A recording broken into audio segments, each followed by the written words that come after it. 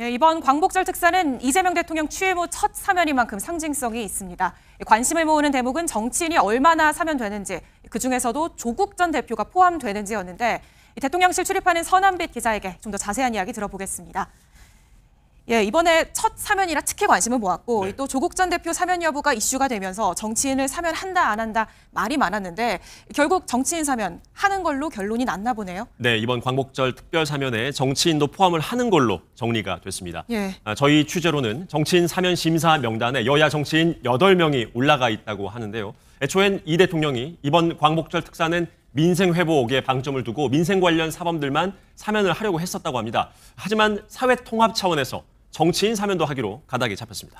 예, 사회 통합 차원에서 8명이 명단에 올라가 있다라고 취재가 됐군요. 네. 그중에서도 조국 전 대표 사면 여부가 가장 관심을 끌었는데 결론부터 묻자면 조 전 대표 사면 되는 겁니까? 현 시점에서는 큰 이변이 없다면 조국 전 대표 사면은 이루어질 것으로 보입니다. 조 전 대표는 오늘 열린 법무부 사면심사위원회 대상자 명단에도 올라가 있죠.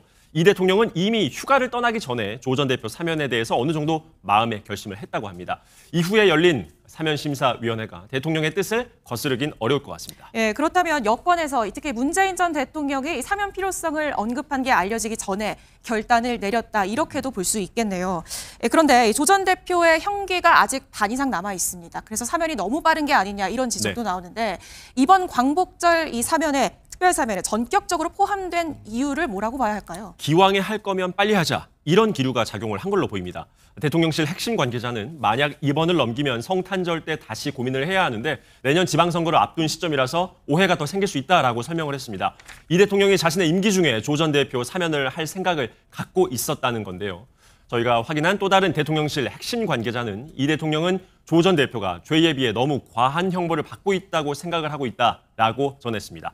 여기에 더해서 최근 종교계를 포함해서 각계각층에서 조 전 대표에 대한 사면의 요구가 있었던 것도 일정 부분 영향을 미쳤던 걸로 보입니다. 예, 정리를 하면 이른바 늦어지면 사면 효능감은 떨어지고 이 시기가 선거 시기랑 맞물리면 오히려 부담이 커질 수 있다 이렇게 본 건데